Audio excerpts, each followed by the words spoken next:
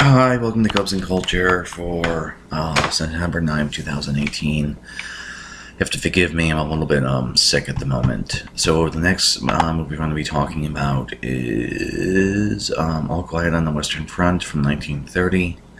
It was the first film to win both Best Picture and Best Director. It's also one of the strongest early winners. It tells the story of a group of German schoolboys who all go off to war, and then because it's an anti-war polemic, they all die slowly over the course of the film. I guess spoilers. In a lot of ways, one of the things that's hard about making war films is I think pretty much all war films try to make an anti-war statement, or at least say war is terrible, everything like that. But there's this trap they all seem to fall in, that by filming a story about war, you end up sort of glorifying it. And of all the films I've ever seen, All Quiet on the Western Front is the one that doesn't seem to fall into this trap the most. Excuse me. Where I think pretty much all the way through it's an anti-war film and doesn't glorify war all that much. The issue is, and I'll show a couple of scenes about this, the issue ultimately boils down to because the terms of drama, you can't just have relentless bleakness. You have to have other scenes, because if it's just relentless bleakness, it's not as powerful as if there's happy scenes in Disguise. But by having happy scenes, it sort of ends up not, like, to be truly anti-war, you have to be bleak the entire time. But the requirements of drama have to have you not bleak all the entire time. So let me bring up the trailer and some clips, and I'll see you in a bit. Okay, so I think the trailer, which this is a re-release trailer, I think from 1940, really captures sort of the tension I'm trying to point at, because it's supposed to be an anti-war film, but the text, and like it's a triumph of the silver screen and everything, internationally acclaimed, makes it seem triumphant when the film is not triumphant. And this is sort of the trap that I think a lot of anti-war films fall into, that they try to be anti-war, but then they end up sort of incidentally glorifying war because of the nature of cinema and or the requirements of drama. In any case, one part of this film I really do like is, even though it was made in 1930, and you'll see some of it in the trailer coming up, the movie is very unflinching and uncompromised when it comes to violence in the film, violence in war. So there's going to be a brief shot here of a guy that has his eyes blown out, and then there's going to be another shot where a man blows up and only his hands are remaining. And it's really sort of a kind of remarkable that from 1930 how violent this film is. It's in some ways it's more affecting than Saving Private Ryan, because there's something about it being in black and white, how it's and scratchy and everything, that it feels much more like archival footage, and it feels in some ways realer than, here's the guy with the eyes, than something like Saving Private Ryan, because of just how the film is aged and everything. And in any case, that sort of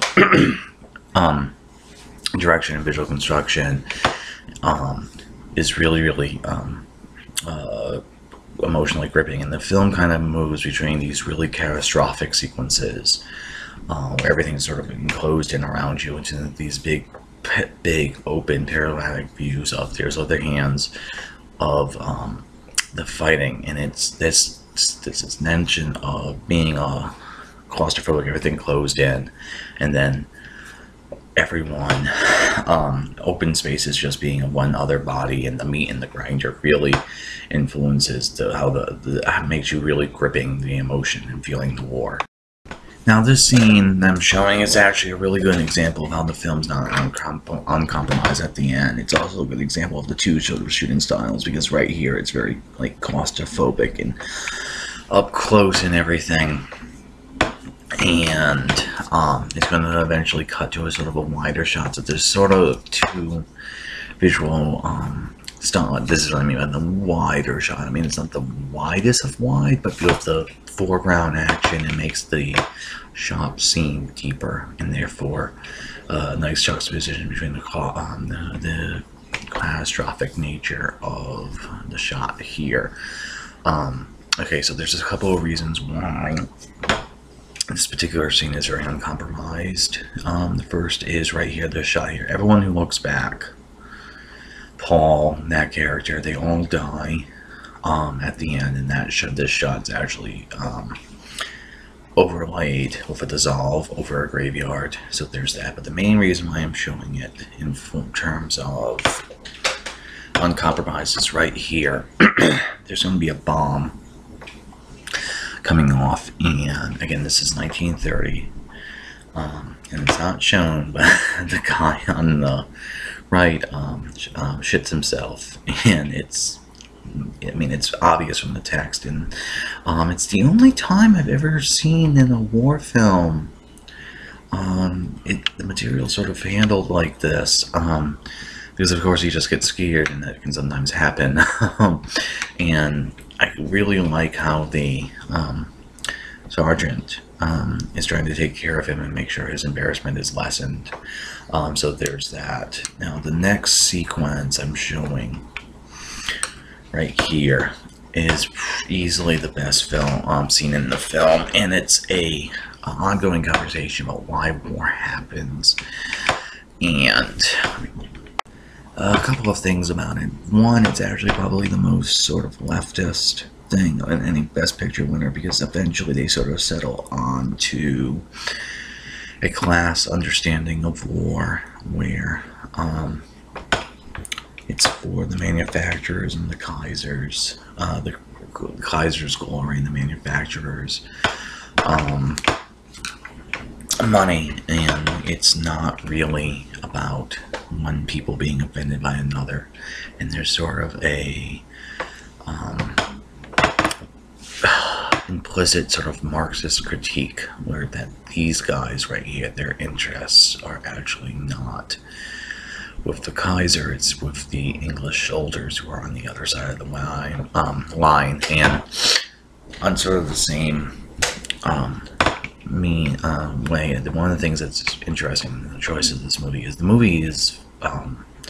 these are German soldiers, but it's an American film, and so they don't try to replicate German accents, and of course, even though I like Franz as a name, the use of English, I mean, it's just sort of a practical decision because, you know, it's an American film. Excuse me, at the same time, it sort of works artistically because these are ostensibly German soldiers by the text of the film, but their language and behavior is Anglo-American. And so there's sort of that, because the point of the scene is, you know, the lower classes are killing each other for the rich man's war, etc. Where it does, these aren't German soldiers, these are just soldiers, and so that's sort of a criticism or a way in which nationalism can be undermined. So there's that. I mean, this scene is, you know, I guess maybe it's too directly about what the film is about. It's kind of ham-fisted, kind of didactic, but, you know, it's still a really interesting scene. It also keeps up the catastrophic, the being enclosed. I do really like the use of the water in the background, because it's sort of idyllic, a break from the action, trying to figure out what's happening. So there's that. I also really kind of like this metaphor about war being a fever. You know, being a Hobbesian, you know, war is somewhat inescapable. because of human nature. It's not that we want war. It just sort of happens because it's just implicit within our constitutions. I kind of like that metaphor. It's just like a fever. And then this thing about we should, you know, in their underpants, beat them with each other with clubs. That's a really implicit criticism, like of some of Marxists. It's probably the most leftist stuff in all of Best Picture winners. Any case, so there's that.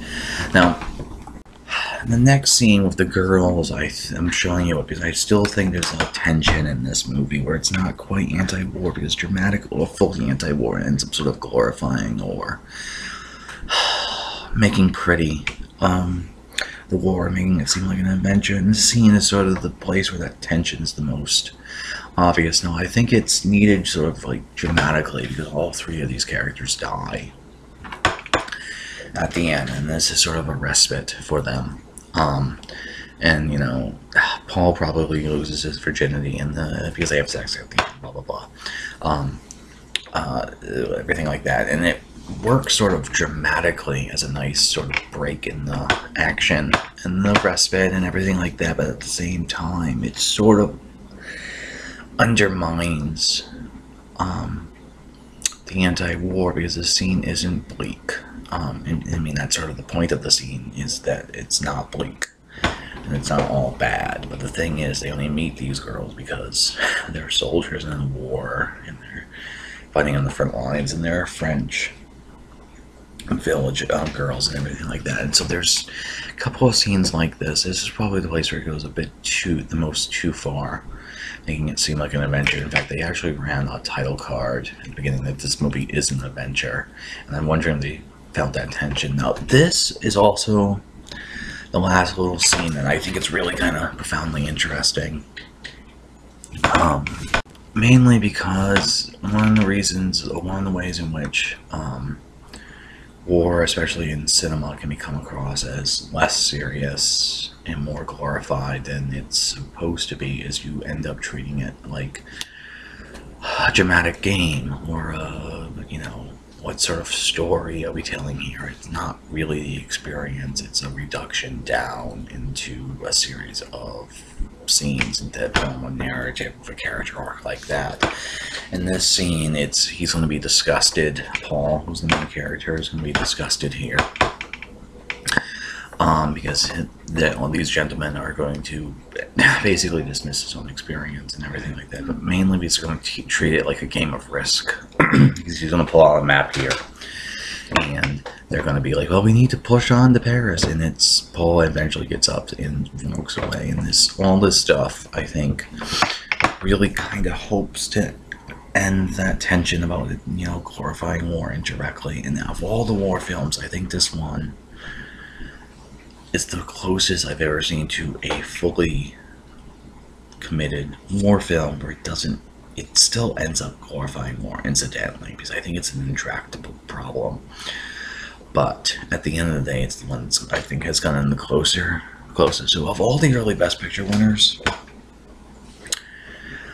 this is probably the best. I especially like Louis Avers, who's the main actor. He's Paul. He has a very touching performance in the last scene where he is reaching for a butterfly and he gets killed. Then it cuts to dissolve with that shot before I was talking about from the initial scene, and everyone who turns around dies. It's really emotionally gripping. And so that's going to be it for Cubs and Culture today. Hope this one was a little bit better. I'll see you guys tomorrow or whenever. Have a good night.